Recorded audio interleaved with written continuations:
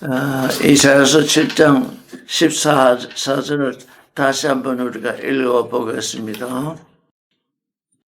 7장 14절 같이 읽겠습니다. 시작.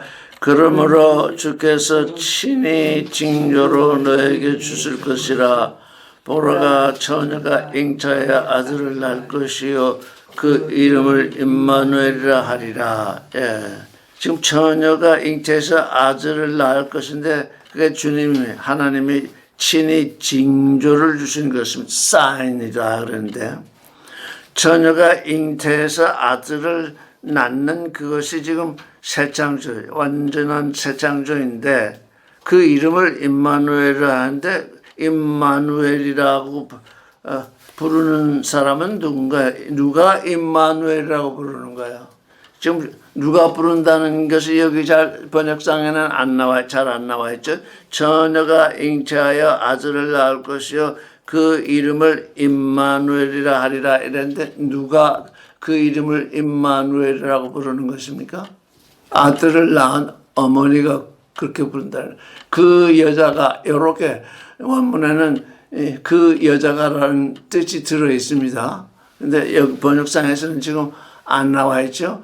즉 우리가 순결한 처녀 예수 그리스도의 죄사함을, 그러니까 예수에 태어나시면 알파입니다. 그래서 우리는 성경을 읽을 때 알파와 오메가, 처음과 나중, 근원과 근국, 이걸 잘 생각하면서 성경을 읽어야 이 성경이 내게 잘 이해가 될 수 있습니다. 지금 우리 주님이 처녀에게서 잉태돼서 태어나신 것은 알파입니다. 근데 그건 실상은 징조입니다. 징조. 우리에게 지금 새 창조가 일어나게 되는 그 징조인데, 어머니가 아들을 낳고서 그 어머니가 뭐라고 하냐면 임마누엘.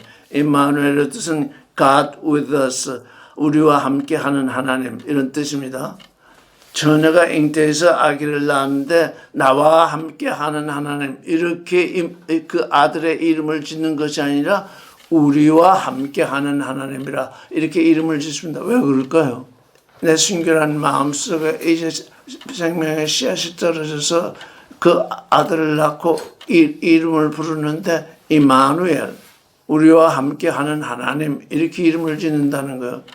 나와 함께 하는 하나님, 이렇게 이름을 짓는 것이 아니라 우리와 함께 하는 하나님이라 이렇게 이름을 짓는다는 것이 왜 그럴까요?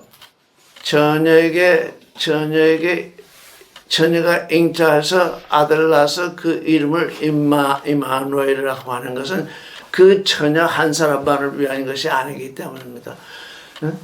지금 처녀이건 또 처녀가 아니건 다 주님의 죄 사함으로 모두가 예수 그리스도를 믿게 되면 다 그 마음이 순결한 처녀가 될 터인데, 그 순결한 처녀들이 지금 이 처녀가 아들을 낳았는데 나 혼자만을 위한 하나님이 아니라는 거예요. 우리와 함께하는 하나님이다. 이렇게 이름을 짓는다는 것이.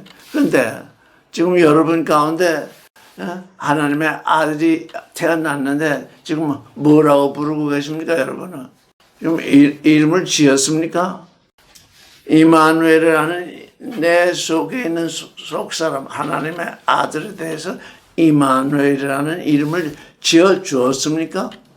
이름을 지어 준다는 것은 내가 그렇게 속으로 그런 믿음 속에서 그렇게 생각한다는 거예요. 내 안에 있는 이 하나님의 아들은 나 혼자만을 위한 것이 아니라 우리와 함께하는 그 하나님, 우리 모두를 구원하시는 하나님이 내게 아들을 낳아줬으니 나 혼자 구원되겠다 이렇게 생각하지 않는다는 것입니다. 요즘 사람들이 구원되면 자기 혼자 구원되려고 그렇게 애를 쓰는데 그건 구원도 아닌 것입니다. 하나님은 우리에게 아들을 주시는데 우리와 함께하는 하나님으로 와 계신 것입니다. 그런데 그 하나님이 아버지 하나님일 때는 한 분이지만 아들일 때는 우리 각 사람 안에 와 있기 때문에 그래서 그 하나님은 아들을 낳으시는 하나님은 우리 각 사람 안에 아들을 낳아주시니까 우리와 함께하는 하나님이 되어 계십니다. 지난주에도 얘기했지만 그렇기 때문에 우리와 함께 하시는 하나님이기 때문에 내 안에 하나님의 아들이 있고 또 다른 자매 안에 하나님의 아들이 있고 하기 때문에 전부 우리가 만나는 것은 하나님의 아들이 만나는 이 일입니다. 내 육신 속에 하나님의 아들이 있으니까 내가 육신 속에 있지만 내 하나님의 아들이 육신 속에 있지만 여기 모이는 하나님 앞에 모이는 그 순간은 아들들이 모이는 것입니다.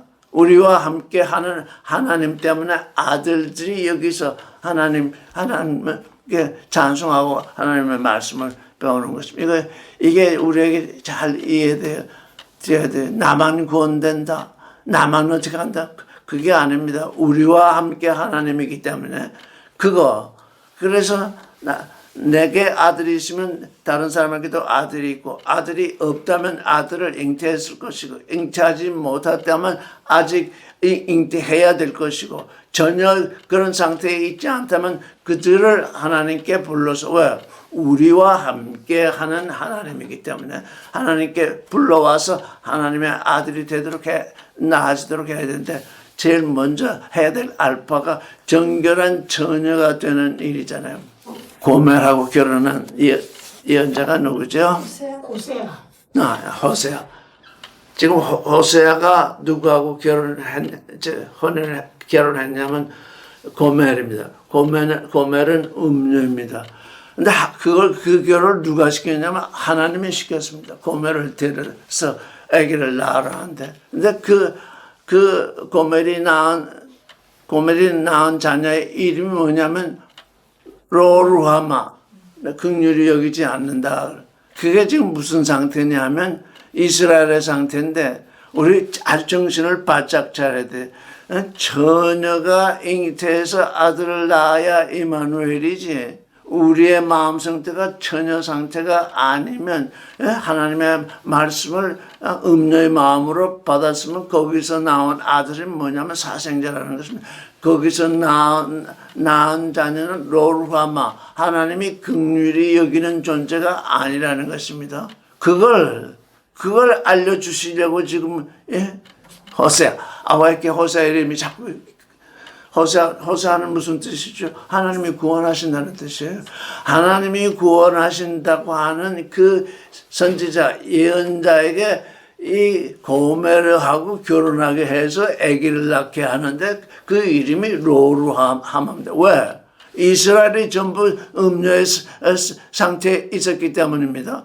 이스라엘이 그런 건 알파입니다. 우리가 그 이스라엘이 그랬던 그것을 보고 하나님은 정결한 처녀에게서 아이를 낳기를 원하시는데 하나님이 이스라엘에게 아무리 말씀을 주셔도 그 이스라엘이 음녀 상태에 있기 때문에 로루하마 긍휼히 여기지 않는 자녀들이 자꾸 태어나는 것입니다. 우리에게서 그런 일이 일어나면 안 되는 것입니다. 왜? 우리가 정결한 마음이 되어야 되는데 하나님이 로마서의 5장에 보면은 하나님을 믿는 자는 의롭게 되었다 그랬습니다. 그런데 의롭게 되었으면 고멜과 이제 의롭게 되었으면 다시는 불의하고 다시는 음료의 생각을 하지 않아야 되는데 계속 음료의 노릇을 하고 있습니다. 그 생각이 돌이키지 않았다는 것입니다. 회개가 없는 믿음은 음료의 믿음입니다. 내 죄가 사해졌다. 내 죄가 사해졌다. 그랬으면 이제부터는 그 죄 속으로 다시 돌아갈 수가 없습니다. 왜? 사해졌고 이제 정결한 처녀로 불렀으니까 이제 정결한 처녀의 삶을 살아야 되는데 이 종교인들, 예수를 믿는다고 하는 종교인들은 계속 어디로 돌아가느냐? 육신의 정욕, 안목의 정욕, 이생의 자랑으로 계속 돌아가고 있어요. 왜? 그게 뭐냐? 정결한 처녀로 중매되었다는 그 하나님의 말씀을 믿지 못하기 때문입니다.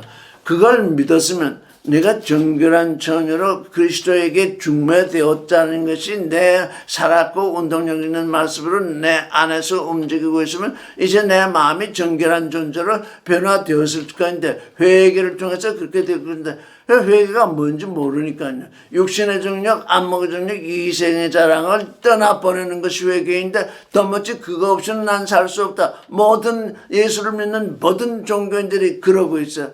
그러니까 그 종교인들은 뭘 낳는 사생자를 낳고 있어요. 이건 참으로 비극이에요. 하나님이 말씀하시는 그 새 창조, 그 안으로 들어왔으면 정결한 처녀가 돼야 되는데 이제 나를 믿었으니 너는 정결하게 되었다.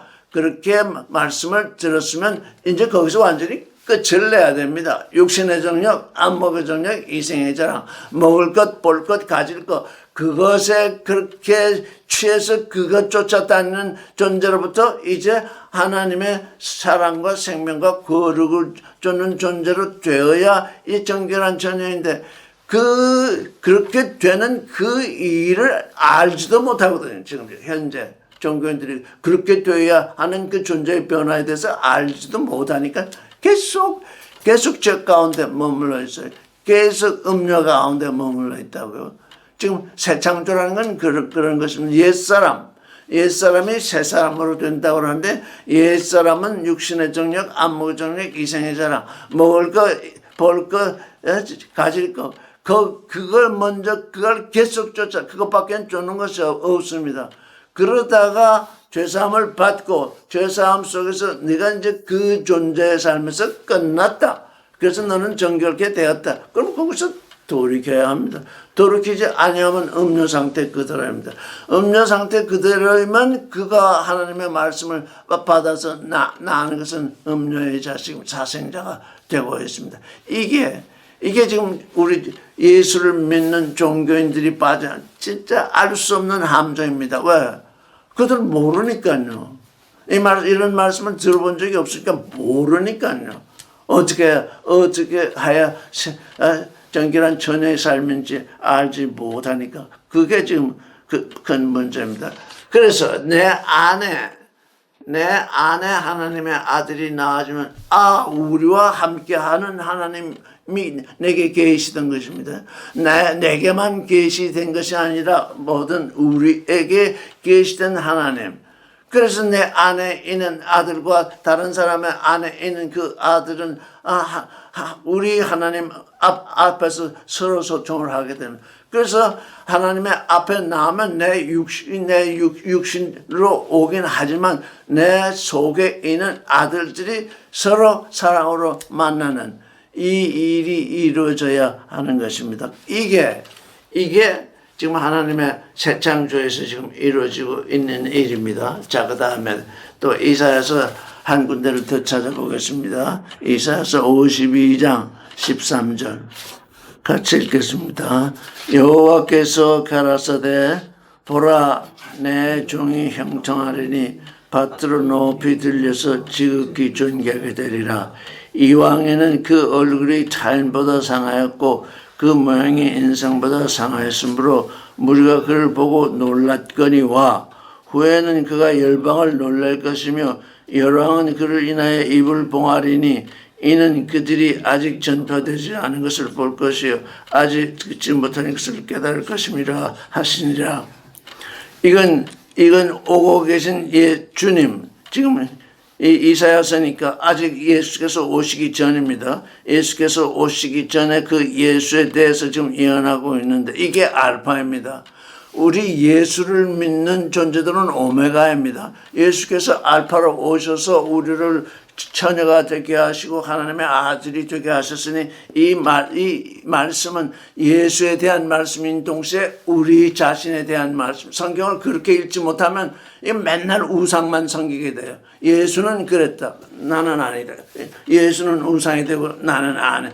존재의 변화가 어떻게 되냐. 알파가 있으면 그 알파를 따라서 생겨나는 오메가가 있는데 그 오메가에 우리가 속해 있습니다. 자, 여호와께서 가라사대 보라. 우리 이제 오메가 때 내 종 우리 말합니다. 우리 누구? 새 창조 속에 새 창조를 반드시 이루어야 하는 우리.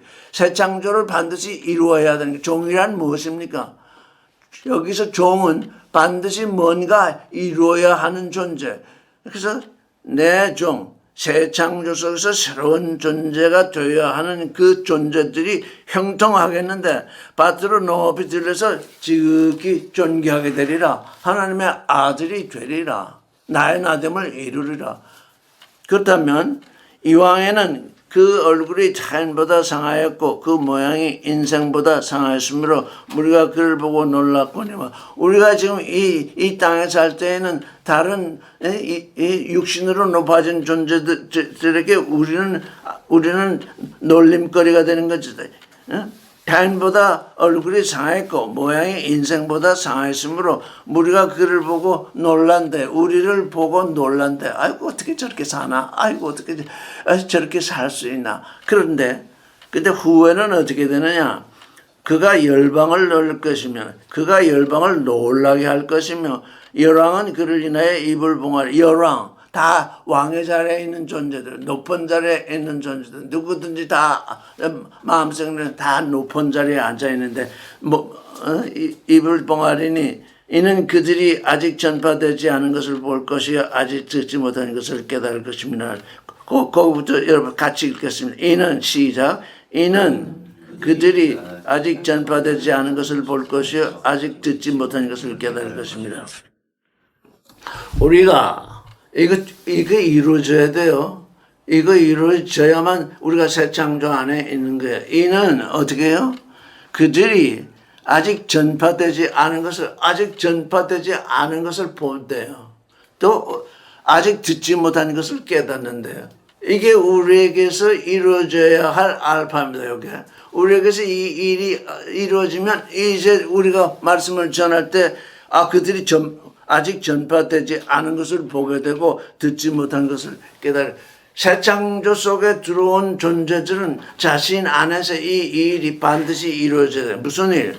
전파되지 않은 것을 볼 수 있어야 돼요. 왜요? 우리가 지금 새롭게 되고 있는데 옛사람 안에 있는 건 옛사람들이 다 알고 있지만 우리가 지금 새로운 새 창조 속에 있으니 지금 이루어지고 있으니 그건 전파되지 않았습니다. 그래서 우리 안에 먼저 이루어지는 그 일을 우리는 전파하게 되고 또 어떻게 돼? 듣지 못하는 것. 세상 사람들이 듣지 못하는 것을 우리는 이렇게 깨닫게 됩니다. 성경을 읽거나 무엇을 하거나 세상 사람들과 만나거나 무슨 일을 하든 간에 하나님의 새 창조 속에 있는 존재는 전파되지 않은 것을 볼 수 있어야 됩니다. 보게 됩니다. 새 창조 안에 있으면 듣지 못한 것을 깨닫게 됩니다. 예수께서 말씀하시기를 감추인 것이 드러나지 않을 수 없고 숨은 것이 나타나지 않을 것이 없다. 그렇게 말씀하셨습니다. 그게 언제 일어나느냐? 새 창조에서 일어나거든요. 새 창조는 하나님이 감추어 두신 거거든요. 감추어 둔 것이 계시되지 않을 것이 없습니다. 숨은 것이 나타나지 않을 것이 없습니다. 왜? 하나님은 새 창조를 비밀로 해두셨다가 우리가 하나님을 믿는 존재, 그 새 창조를 믿는 존재, 예수 그리스도를 믿는 존재에게는 숨은 것이 드러나도록 역사를 하시기 때문에 그래서 어떻게 되는가? 전파되지 않은 것을 보게 되고 듣지 못하는 것을 깨닫게 되는 것. 이 일은 여러분 각자에서 일어나야 돼요. 이게 누가 해주는 일이 아닙니다. 하나님의 새 창조 안에 들어있는 존재는 전파되지 않은 것을 볼 수 있어야 돼요. 첫째로 내 안에서 그 일이 일어나니까요. 여러분 자신 안에서 전파되지 않은 일이 일어나기 때문에 그걸 보게 되고 지금까지 깨닫지 못하던 듣지 못한 것 아무에게서도 듣지 못한 것을 깨닫게 되는 것입니다. 이 두 가지 전파되지 않은 것을 보고 있는가? 다른 사람들은 못 봅니다. 종교인들은 못 봅니다. 예수 그리스도 안에서 다니엘이 된 자, 하나님의 지혜를 가지게 된 자는 전파되지 않은 것을 보게 됩니다. 성경을 읽어도 성경을 읽어도 이제까지 전파되지 않은 것을 보게 됩니다. 이 성경 안에 감추어 있는 보화가 아주 너무 많은데 그 감추어져 있는 그것을 보게 됩니다. 또 듣지 못한 것, 누구에게서도 듣지 못한 것을 깨닫게 됩니다. 이 두 가지, 이게 우리 안에서 일어나지 아니하면 우리가 새 창조 안에 있다고 할 수 없습니다. 전파되지 않은 것을 보고 듣지 못한 것을 깨닫는다. 그런데 오늘날 이 종교 현상은 뭐냐? 전파되지 않은 것을 본 자, 듣지 못한 것을 깨달은 자를 이단이라 칭합니다. 왜? 같은 소리, 맨날 듣던 소리, 맨날 들어왔던 소리, 그 소리를 해야 정통이라고 합니다. 그렇지 아니하면 그건 옛사람에 속한 겁니다. 새사람, 이제 새 창조 안에 들어온 사람은 전파되지 않은 것을 보고 듣지 못한 것을 깨닫는 존재가 되는 것입니다. 이건 누가 가르쳐서 되는 것이 아닙니다. 왜? 내 안에서 새 창조가 일어나고 있기 때문에. 그렇지 않다면 옛 것이나 보고 들어야 좀 알고 하는데 듣지 못한 것을 깨닫는 존재, 전파되지 않은 것을 보는 존재. 그렇게 되었다면 나는 하나님의 새 창조 속에 지금 있습니다. 그렇게 되기를 간구해야 됩니다. 그렇게 되는 것을 믿어야 합니다. 왜? 하나님의 새 창조는 그렇게 하는 것이니까요. 이제 지금 내 안에서 일어나고 있잖아요. 이 새 창조를 안으로, 믿음으로 말미암아 새 창조 안으로 들어왔으니 하나님이 나를 지금 새롭게 지어가고 있잖아요. 그러니까 내 안에 새롭게 되어지는 건 어디에도 전파되지 않았잖아요. 그래서 전파되지 않은 것을 보면서 지금 하나님 안에 있고, 내가 그 안에 있으니까 듣지 아니한 것, 듣지 못한 것을 깨닫게 되지. 이게 참 놀라운 일입니다. 하나님의 새 창조 속에서 일어나고 있는 아주 놀라운 일입니다. 이 일을 하나님의 새 창조 속에서 여러분이 실제로 경험해야 됩니다. 그렇지 아니하면 여러분이 새롭게 되어지고 있다는 걸 알 수가 없습니다. 그냥 내게서 그런 일이 일어나지 않고 있는데 내가 어떻게 지금 새로운 존재가 되고 있다는 걸 내가 어떻게 알겠어요? 내 안에서 전파되지 않은 것이 보이고 내 안에서 듣지 못한 것이 깨달음이 올 때에 나는 지금 하나님의 새 창조 안에 있구나 하는 걸 이건 스스로 경험하고 스스로 아는 것입니다.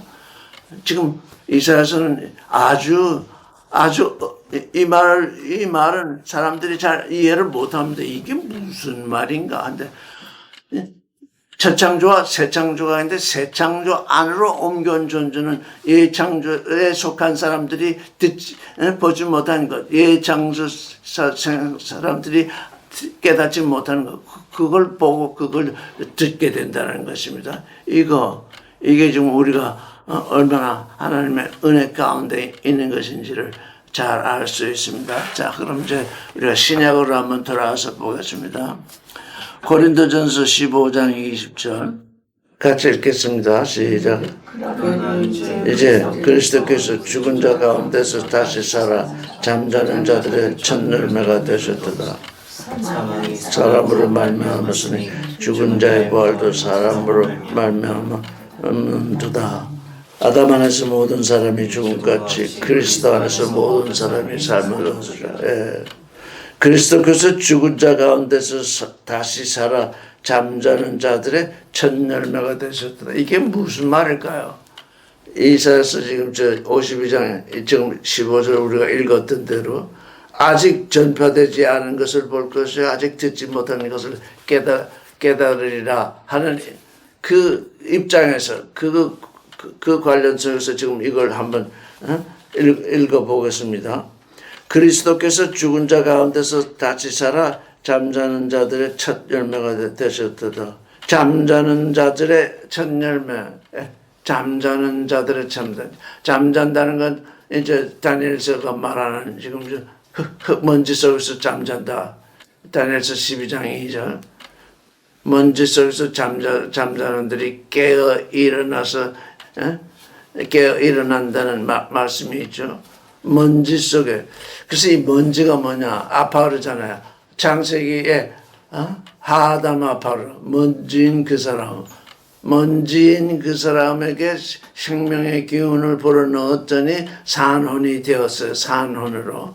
그거로 사람을 짓고가 아닙니다. 먼지인 그 사람에게 생명의 기운을 불어넣었더니 레 네페시 아하야. 왜 그 아담은 왜 먼지였을까요? 하담 아파르는 먼지와 아담이 동격이라. 아담은 먼지라는 얘기입니다. 아담은 왜 먼지였을까요? 사람이 죽으면, 육신이 죽으면 다 어디로 돌아가요? 먼지로 돌아가요. 그래서 아담은 자기가 먼지인 것을 알았어요. 근데 그는 살아있어요. 아직 살아있을 때는 뭐라고 해야 될까요? 그럼 육신이다 이렇게 얘기할 수도 있지만 living dust, 살아있는 먼지에 비해서 죽으면 땅속으로 돌아가니까 먼지인 그 사람, 잠자는 자들, 여기 잠자는 자들은 다 먼지가 되었어요. 먼지인 사람들, 잠자는 사람들의 첫 열매가 되었다. 그래서 저는 이게 지금 예수 그리스도를 믿는 사람들이 새 창조 속에 들어왔는데 이거 정말 확실하게 이 일을 인식해야 되겠다. 우리가 이 육신을 보면 살아있는 먼지거든요. 이 육신이 죽으면 먼지가 돼버리니까, 살아있는 육신은, 지금 먼지가 살아있으면 육신입니다. 이게 죽으면 먼지가 되니까, 먼지 되는 일, 먼지 속에 들어가는 일, 그게 뭔가, 우리가 죽는 그것, 육신이 먼지로 돌아가는 그 일, 그게 부활의 모태이더라고요. 이거 참 이게 새 창조가 아니면 불가능하거든요. 사람들이 죽어서 먼지로 돌아갔는데 그 먼지에서 부활이 일어난다. 그러니까 그리스도 안에서 부활을 믿는 존재, 하나님의 새 창조를 믿는 존재는 먼지로 돌아가는 그것이 부활을 일으킨다고요. 거기서 부활이 된다고요. 뭐 때문에? 그가 먼지로 돌아갈 때 무엇으로 살았느냐? 육신의 정력, 안목의 정력, 이생의 자랑으로 살았으면 부활이 안 되는데 생명과 사랑과 거룩으로 살았더니 그 육신이 먼지로 돌아갔더니 그게 부활의 모태가 되더라고요. 우리가 이 육신의 죽음을 조금 더 두려워할 필요가 없구나. 지금 우리가 지금 늙어가고 있는데 모든 사람들이 죽음을 그렇게 두려워하잖아요. 두려워하기보다, 그래서, 죽지 않고 살려고 하는 것이 지금, 나이 들어가는 사람들의 그 소원이랄까, 그 일인데, 그런 것이 아니라 내가, 사랑과 생명과 거룩으로 살다가 이 living dust, 살아있는 먼지가 죽은 먼지가 될 때에 비로소 부활이 된다. 그러니 네가 그 먼지가 되는 그 일이 지금 뭐냐? 부활의 모태다. 이거 이해할 수 없잖아요. 왜? 이건 새 창조의 일이니까. 예창조에서는 먼지로 돌아가면 그냥 먼지로 돌아갔을 뿐이에요. 더 이상 없다고요. 그런데 새 창조에서는 네가 생명과 사랑과 거룩으로 살다가 먼지로 돌아가면 그게 부활의 모태가 돼서 네가 부활한다. 이렇게 다른 거예요. 첫 창조에서는 먼지인 사람이 살아있는 먼지였다가 그냥 먼지로 돌아가는데 새 창조에서는 사랑과 생명과 거룩으로 살다가 그 먼지가 먼지로 돌아갔더니 그게 부활의 모태가 되더라. 그래서 예수 그리스도는 지금 그 부활의 첫 열매가 되셨다. 우리가 지금 뭡니까? 열매. 열매를 이루는 일이 부활이거든요. 부활이 뭐냐? 열매가 되는 일. 열매가 되는 일은 처음에 무엇이 되어야 되느냐? 생명과 사랑과 거룩으로 살아야 된다. 정결한 전으로 살아야 된다 그 말이에요. 정결한 전으로 살다가 먼지로 돌아갔더니 그게 부활의 모태가 되더라. 그러니까 우리는 전혀 이 육신의 죽음에 대해서 육신의 죽음에 대해서 조금 더 두려워하거나 그러면 그게 아닌 거죠. 우리의 믿음이 바로 선 것이 아니죠. 나의 육신의 죽음을 두려워하거나 아까워한다면 그건 아직 믿음 속에 있는 것이 아니에요. 왜? 그게 부활의 모태가 되는 거니까요. 이렇게 새 창조에서는 이렇게 완전히 첫 창조를 완전히 뒤집는 일이 일어난다고요. 그래서 그게 새 창조예요. 처녀에게서 태어나듯이 우리의 처녀의 마음에 하나님의 아들이 태어나듯이 우리의 육신 또한 사랑과 생명과 거룩 속에서 사는데 그 살다가 육신의 때가 돼서 죽는데 그 죽는다는 그것이 그게 부활의 모태가 된다는 것이에요. 그러니까 그래서 부활하게 되면 그 부활한 존재는 하나님 앞에서 열매라는 거예요. 열매. 그러니까 우리는 육신의 죽음을 조금 더 두려워할 필요도 없고 사실은 육신의 죽음을 초월하는 내가 육신으로 죽건 살건 이건 하나님 앞에서 내가 지나가야 할 뭡니까? 하나님의 아들을 낳은 그 부활할 존재 모태 노릇을 하고 있다. 그러니 모태를 어느 육신의 일을 볼 때 어느 존재가 자기 모태를 두려워하겠어요? 다 모태에서 잉태되고 거기서 나오는데 자기 모태를 두려워하는 존재가 어디 있겠어요? 그런데 새 창조 안으로 들어온 존재들이 그게 새 창조의 모태는 죽음이라고 하는 그걸 알지 못하기 때문에 옛사람 그대로 죽음을 두려워하고 있는 거거든요. 그러니까 우리가 옛사람이냐 새 창조 안으로 들어온 사람이냐 그에 따라서 완전히 이 인생관이 완전히 변화되는 거죠. 완전히 새롭게 변화되는 거죠. 우리의 죽음이 우리 부활의 모태가 된다. 그래서 뭡니까? 아까 우리가 이사야서서 읽었듯이 아까 이사야서서 뭐라고 얘기했습니까? 듣지 못한 것을 깨달으리라. 바울 사도는 뭐라고 얘기했습니까? 다시 살아 잠자는 자들의 첫 열매가 되셨다. 이렇게 표현을 했어요. 바울은 알고 있어요. 그의 표현이 잠자는 자들의 첫 열매가 되었다. 이렇게 표현을 했는데 이 표현을 우리가 다시 읽게 되면 우리가 잠자게 되는 것 먼지로 돌아가는 그것이 우리 부활의 모태구나. 이렇게 새롭게 깨닫는 거예요. 깨달음이 듣지 못한 것을 깨닫게 되는 그렇게 깨닫게 되면 잠자는 자들의 첫 열매가 되었다. 죽었다가 사셨구나. 이렇게 이해하는 것은 첫사람의 이해고 이제 새 창조 안으로 들어온 우리의 이해는 우리는 반드시 먼지로 돌아가게 되어 있는데 우리가 생명과 사랑과 거룩한 믿음으로 살다가 먼지로 돌아가면 그게 부활의 모태가 되는구나. 그러니 먼지로 돌아가지 않을 수가 없잖아요. 우리 육신을 가진 존재가 먼지로 돌아가는 것을 두려워할 것이 하나도 없잖아요. 도리어 환영해야 되잖아요. 왜?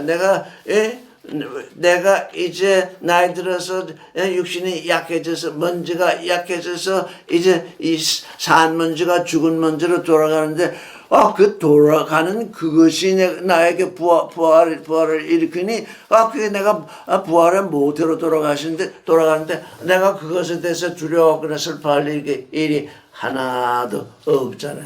그게 새 창조에서 일어나는 우리의 생각이잖아요. 우리의 생각이 그렇게 바뀐다는 거잖아요. 바울은 이미 바뀌어 있잖아요. 잠자는 자들 가운데서 열매가 맺힌다.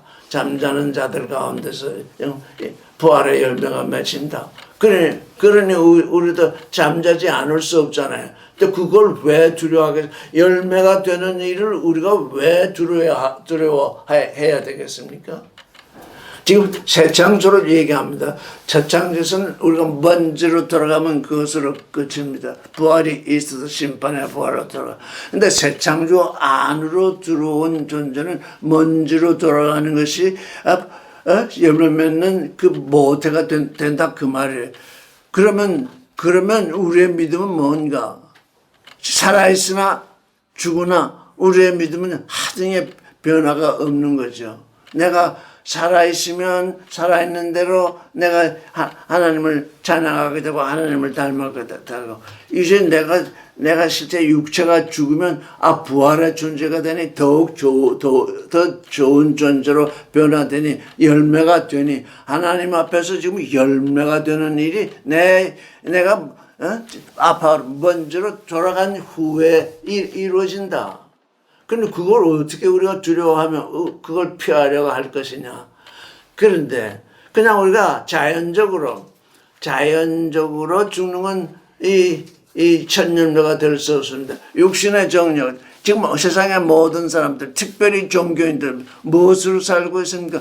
육신의 정력, 안목의 정력, 이생의 사랑, 그걸로 살고 있잖아요. 그걸로 살다가 먼지로 돌아가면 거기서는 부활이 일어나지 않으니까 열매를 이룰 수 없다 그 말입니다. 우리에게서 사랑과 생명과 거룩으로 사는 그 믿음이 있어 그 믿음으로 살다가 먼지로 돌아가게 되면 그게 부활의 모태가 된다 그 말이죠. 그러니까 우리가 하나님을 믿는 새 창조를 믿는 그 믿음 가운데 있으면 죽는 그것은 육신이 죽는 것은 아무런 두려움도 아니야. 사실은 우리에게 영광을 안겨주는 말하자면은 열매가 되게 하는 그 일이잖아요. 그렇게 우리의 생각과 우리의 믿음이 바뀐다는 얘기예요. 그렇게 바뀌어야만 우리의 존재가 변화되는. 그렇게 바뀌지 않으면 아무런 존재의 변화를 일으킬 수가 없어요. 아무런 존재의 변화가 일어나지 않고 있어요. 고린도후서 5장 17절을 보겠습니다. 같이 읽겠습니다. 시작. 그런즉 누구든지 그리스도 안에 있으면 새로운 피조물이라. 이전 것은 지나갔으니 보라 새 것이 되었도다. 예. 그리스도 안에 있으면 새로운 피조물이 되니까, 그리스도 안에 있는 존재는 새로운 피조물이 되니까 그 아파로도 새로운 아파르가 돼가지고 그 아파르로 돌아가면 우리가 그리스도 안에서 아파르로 돌아가면 이게 부활의 열매를 맺는다는 것이, 우리 지금 이 육신 첫 창조에 창조된 이 육신 그냥 아파르예요. 그런데 그리스도 안에 들어오면 새로운 아파르, 부활을 일으키는 아파르가 되는 거죠. 새로운 피조물이니까. 그러니까 첫 창조와 새 창조는 이렇게 다르죠. 우리가 육신으로 살다가 육신이 먼지로 돌아가면 그뿐인데, 그리스도 안에 있는 존재는 새로운 피조물, 새로운 아파르. 어떤 아파르? 부활을 일으키는 아파르. 부활을 못해. 이거 새로운 피조물. 우리가 그 그리스도 안에 있으면 새로운 피조물. 무엇이 어떻게 새로워졌느냐? 그건 우리가 생각해보지 못했잖아요. 그런데 그리스도 안에, 사실상 그리스도는 참으로 그리스도 안에 있으면 우리의 이 육신 똑같이 세상 사람들 죽어서 아파르로 돌아가고 우리도 아파르로 돌아가는데 그 돌아간 후의 일이 전혀 다르다. 하나는 새 창조가 일어나고 하나는 아무것도 일어나지 않는다. 새 창조는 뭐냐? 우리의 부활이거든요. 새로운 피조물로 있다가 아파르로 돌아가면 거기서 부활이 일어나는데 그게 하나님 앞에서 열매가 된다. 하나님이 원하시는 아들, 그 열매로서 등장하게 된다. 그러니 이게 새로운 피조물일 수밖에 없잖아. 하나님의 새 창조 안에 들어온 존재의 변화. 존재가 변화됐으니 무엇이 변화돼야 돼? 내 생각이 변화돼야 돼. 하나님이 말하기를 내 생각은 내 생각이 아니고 내 길은 네 길이 아니라 하였으니 우리가 하나님의 새 창조 안으로 들어왔으면 이제 하나님이 행하시는 그 새 창조, 행하시는 새 창조의 생각, 하나님이 이루시는 그 새 창조의 생각, 하나님이 걸으시는 그 새 창조의 길, 그렇게 생각이 바뀌고 그렇게 우리의 길이 바뀌어야 하는데 이렇게 그게 되지 않고 있다 그 말이에요. 왜? 그냥 종교인으로 있으니까요. 그냥 좋은 게 좋다고 하고 있으니까요. 전혀 새로운 존재로 변화되지 않고 있잖아요. 그리스도 안에 있으면 새로운 피조물이라. 그런데 우리가 그리스도의 이름은 많이 부르지만 그리스도의 생각, 그리스도의 길, 그 안에 있지 않잖아요. 예수를 믿는다고 하는데 자기 생각, 자기 길을 걸으면서 예수를 믿는다고 하니까 예수와는 상관이 없잖아요. 이름은 부르고 있는데 그 예수가 뭘 해주는 예수냐? 내 생각, 내 길을 걷게 하시는 우상이 되고 있잖아요. 내가 예수 그리스도를 믿으면 그의 생각, 그의 길, 그의 생각을 따라서 그의 길을 걷는 존재라야 새 창조의 길을 걷는 존재인데 예수를 믿는다고 하면서 내 생각을 따라 내 길을 걷고 있으니 겨우 되는 것이 종교인밖에는 될 수가 없다 그 말이에요. 그러면 새로운 피조물이 아니다. 새로운 피조물이 아니면 우리가 아무리 종교인으로 오래 있었다고 해도 아파트로 돌아가면 부활이 없다 그 말이죠. 생명의 부활이 없다. 심판의 부활로 나올 뿐이지. 지금 우리가 지금 들어와 있는 이 새 창조의 길, 이 새 창조, 하나님이 행하신 첫 창조가 아니고 온 우주를 창조하신. 그런데 전에도 얘기 한번 하나님은 땅이 혼돈하고 공허하고 흑암이 깊음 위에 있을 때 내가 이 땅을 질서 있고 충만하고 빛이 비치는 땅으로 새롭게 짓겠다. 이렇게 먼저 그런 말씀을 하지 않았어요. 그냥 빛이 있으라 하셨어요. 왜? 이 땅은 혼돈하고 공허하고 흑암의 깊음이 있었는데 그 땅은 생각도 없고 지혜도 없고 지식도 없고 생각도 없고 의지도 없고 욕망도 없는 물체예요.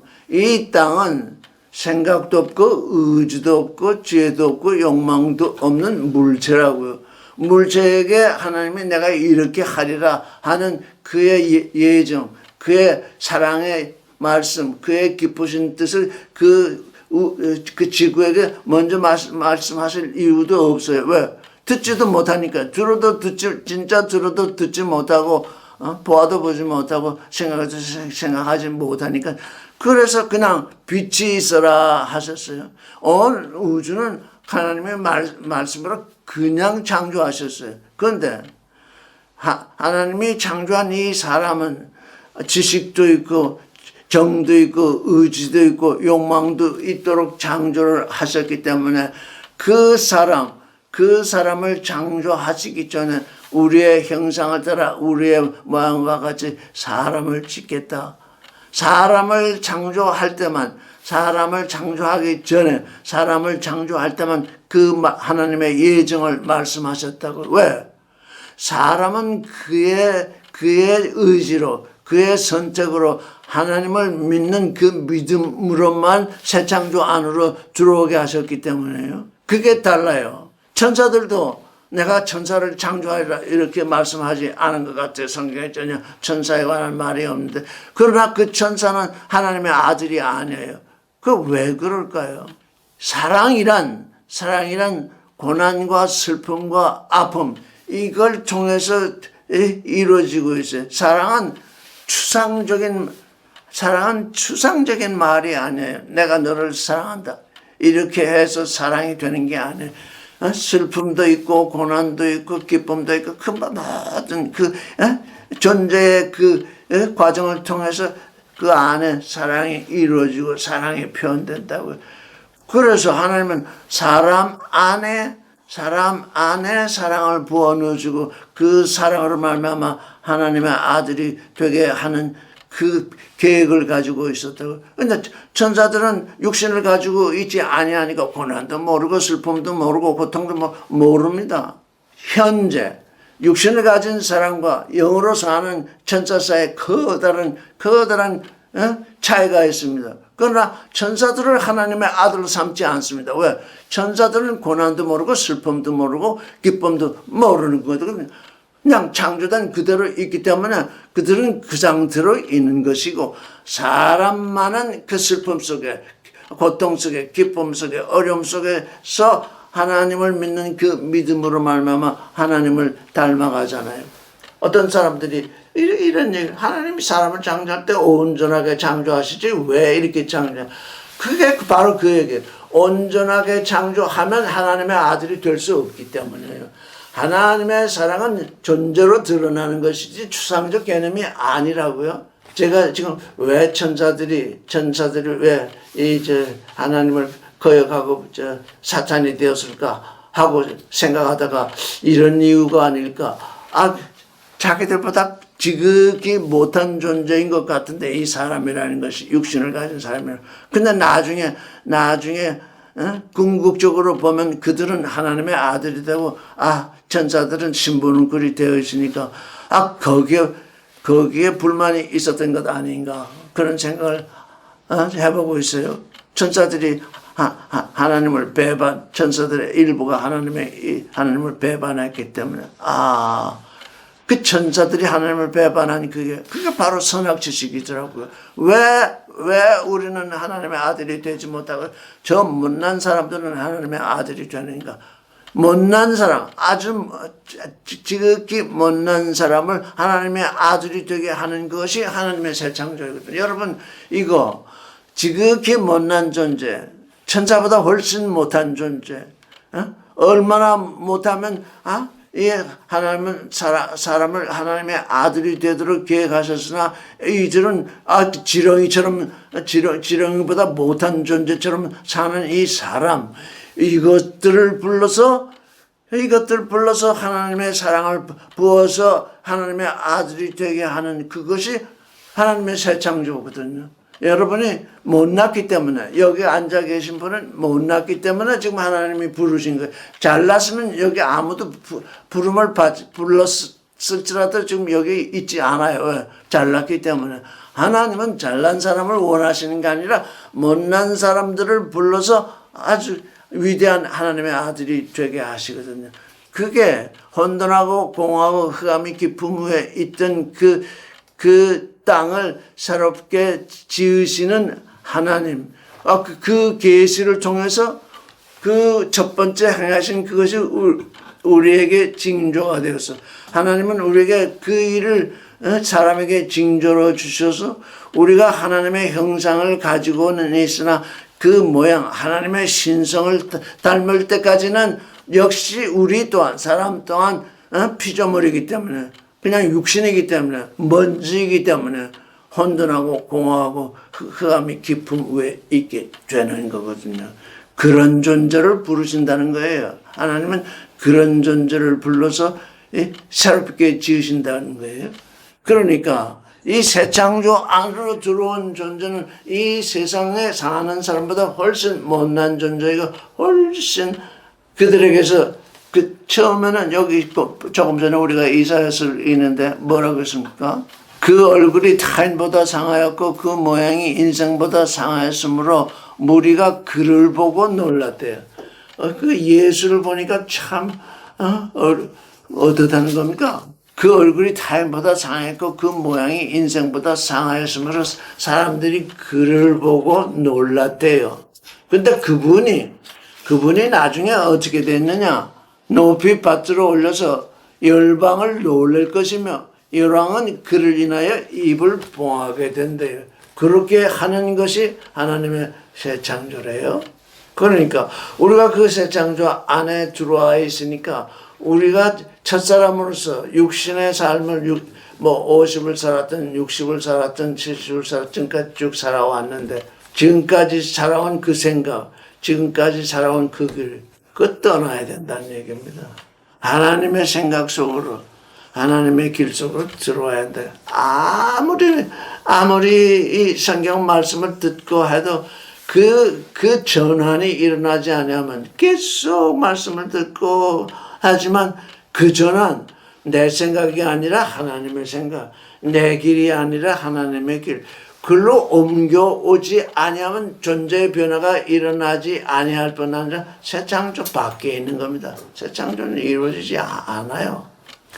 그게 지금 우리가 가져야 할 믿음인 거죠. 그건 단지 하나님은 믿음을 요구하고자 내 생각을 따라서 내 길을 걸으면 네가 내 아들이 되겠다. 그래서 믿음으로 그 하나님의 생각을 쫓고 하나님의 길을 걷게 되는 거잖아요. 그런데 실제적으로 우리가 걷게 되면 그렇게 하면 뭐가 오냐? 고통이 오고 고난이 오고 핍박이 오고 어려움이 오잖아요. 그걸 못 참는 거예요. 고난이 오고 핍박이 오고 고통이 오는 그걸 못 참아서 그걸 이기지 못해서 계속 육신의 생각을 따라 육신의 길을 걷고 이런 거죠. 그래서 예수 그리스도의 십자가가 그걸 우리에게 보여주는 거죠. 너희가 내 생각을 따라 내 길을 걷게 될 때 너희가 당하는 게 뭐냐? 고난이 올 것이다. 고통이 올 것이다. 슬픔이 올 것이다. 어려움이 올 것이다. 그걸 이기는 자가 나를 믿는 자이다. 나를 믿는 자는 그 일을 이기고 세상을 이기고 이제 내 안으로 들어와서 영광을 얻는 존재이다. 지금 그런 말씀이거든요. 그게 우리에게서 일어나는 새 창조입니다. 그러니까 세상 길하고 전혀 달라요. 세상에서도 고난을 받고 고통을 받고 그건 세상으로부터 오는 거래요.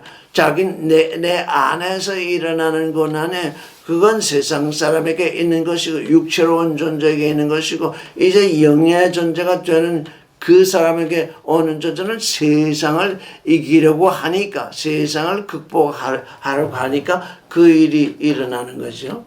그런데 바울은 새 창조에 대해서 로마서 8장 19절에 아주 엄청난 얘기를 하고 있습니다. 로마서 8장 19절은 로마서 8장 18절부터 같이 읽겠습니다. 시작.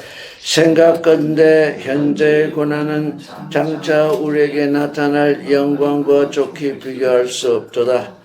피조물에 고대하는 바는 하나님의 아들들에 나타나는 것이니 피조물이 험한데 굴복하는 것은 자기 뜻이 아니요 굴복해 하시는 이로 말미암음이라. 그 바라는 것은 피조물도 썩어짐의 종로라는 뜻에 해방되어 하나님의 자녀들의 영광의 자녀에 이르는 것이라. 예.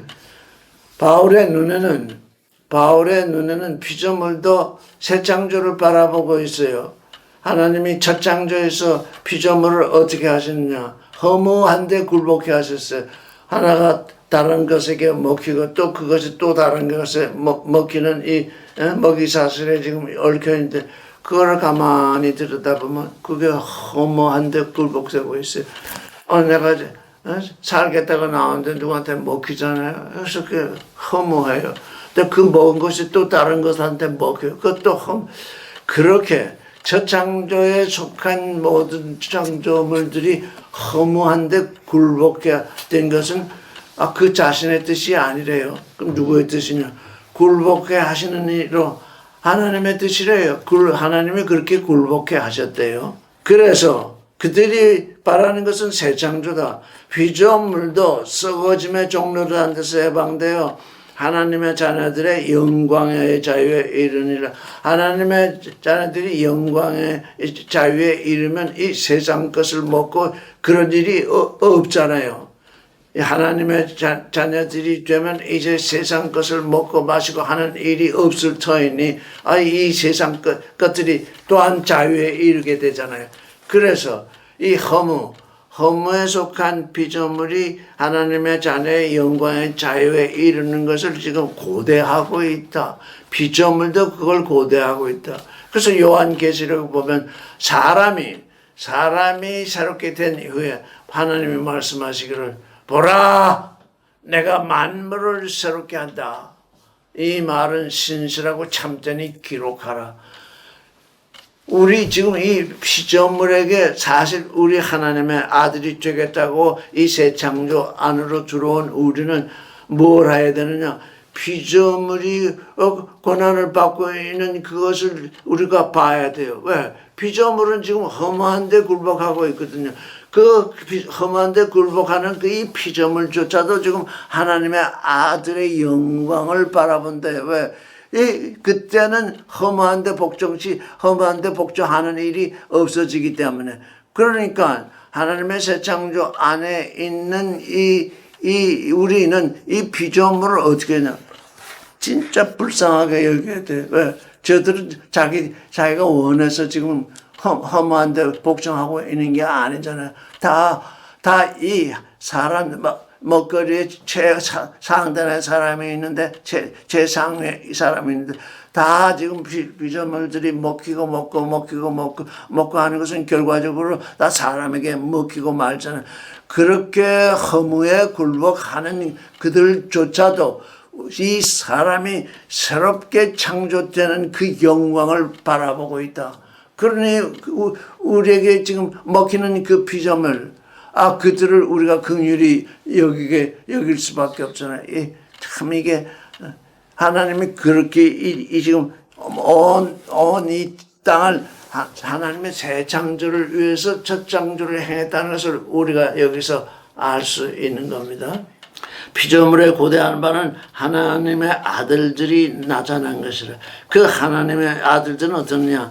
그 고난을 받게 된다. 18절.